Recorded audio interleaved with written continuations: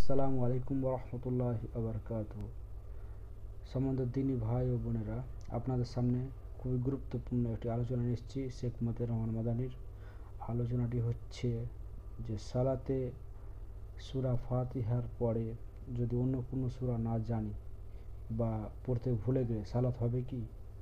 তা আসুন আমরা অবশ্যই বিস্তারিত জেনে নেব শেখ মতিউর রহমান মাদানির কাছ থেকে।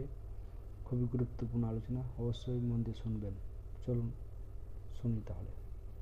আমি যখন কোনো একটি সূরা মুখস্থ করি সেটি আমি নামাজে পড়ার চেষ্টা করি, আর হঠাৎ আমি মাঝখানে আয়াত ভুলে যাই, তখন কি আমি অন্য সূরা ধরতে পারবো নাকি ডাইরেক্ট সেজদাতে চলে যাব? সূরা ফাতিহার পরে অতিরিক্ত সূরা পড়া বা আয়াত পড়া হচ্ছে সুন্নাত।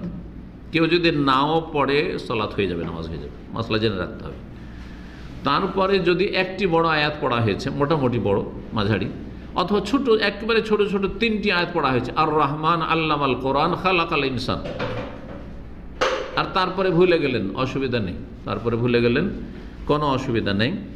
আপনি সেজদায় রুকুতে চলে যান আর নামাজ কমপ্লিট করেন। কিন্তু এক সূরা থেকে আরেক সূরা যাবেন, এক সূরা ভুলে গেছে আরেক সূরা, এরকম করার কোনো প্রয়োজন নেই।